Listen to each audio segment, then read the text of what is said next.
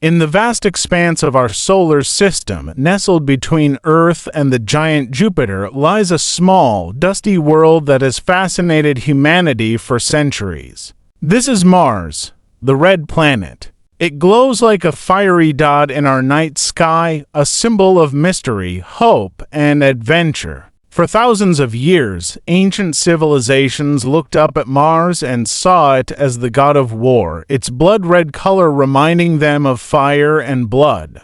Today, scientists see it as something else entirely.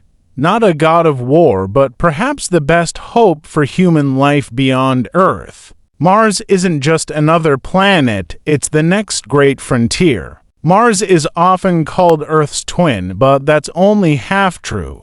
In some ways, it's very similar to our planet. It has mountains, valleys, ice caps, seasons, and even signs that water once flowed across its surface. But in other ways, it's a harsh and unforgiving world. The planet is much smaller than Earth, only about half its size, and its thin atmosphere is made mostly of carbon dioxide, which means there's almost no oxygen to breathe. Temperatures can drop to nearly minus 120 degrees Celsius at night, and the air pressure is so low that any human exposed to it without a suit would die instantly. Yet, despite all these challenges, Mars continues to pull us toward it, as if it's calling us home.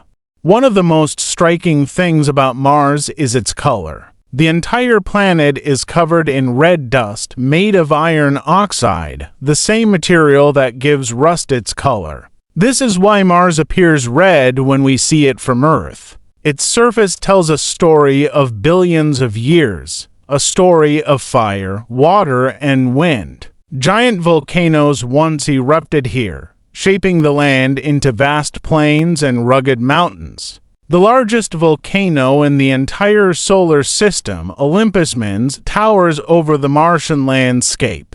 It's about 3 times taller than Mount Everest and so wide that it could cover the entire country of France.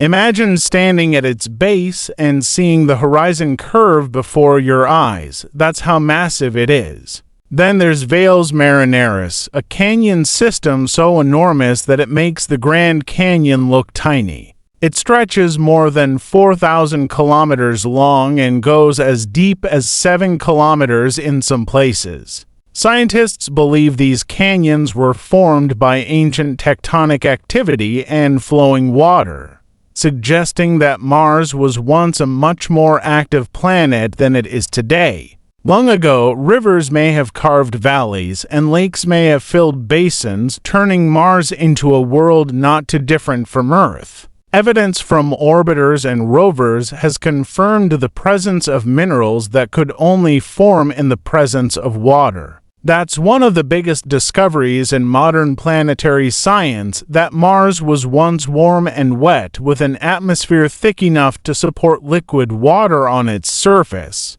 If Mars once had water, could it have also had life? That's the question that keeps scientists awake at night. The idea that life might have started on Mars billions of years ago when it was young and Earth-like is one of the most exciting possibilities in science. Today, NASA's rovers like Curiosity and Perseverance are exploring the surface, searching for clues, fossils of ancient microbes, or chemical signs of life that may have existed long ago. Perseverance, which landed in 2021, is also collecting rock samples that future missions will bring back to Earth. If those samples show even a single sign of ancient life, it would change everything we know about our place in the universe. Mars is not just a planet of the past, it's a world of the future. For decades, scientists and dreamers have imagined humans walking on its dusty surface, building bases, and perhaps one day calling it home. Space agencies like NASA, SpaceX, and others are working toward that dream. Elon Musk's company, SpaceX, has even announced plans to send humans to Mars in the near future using massive spacecraft designed to carry dozens of passengers. It sounds like science fiction, but step by step, it's becoming real. The dream of becoming a multiplanetary species may start right here on the red planet, but living on Mars won't be easy. The atmosphere is too thin to block radiation from the sun, and the freezing temperatures could make life extremely difficult. Dust storms can cover the entire planet for weeks, blocking sunlight and reducing solar power. Yet, scientists are already studying how we might overcome these challenges using domes, underground habitats, and even technology that can turn the carbon dioxide in the air into oxygen. There's also talk of terraforming, slowly transforming Mars into a more Earth-like world over centuries by warming the planet and thickening its atmosphere. It's an incredible idea, to take a dead world and bring it back to life. Mars also has two small moons, Phobos and Deimos. They're not round like our moon, but rather look like jagged rocks floating in space. Scientists think they might be captured asteroids from the early days of the solar system. Phobos, the larger one, is slowly spiraling toward Mars and is expected to crash into the planet in about 50 million years, possibly creating a ring system. Deimos, on the other hand, is drifting away, slowly escaping Mars's gravity. These moons may not be large, but they add to the mystery of Mars, small reminders of its violent and chaotic past. From orbit, Mars looks calm and still, but up close, it's a world full of extremes. It has the largest volcano, the deepest canyon, and the most dramatic temperature swings of any planet we've explored.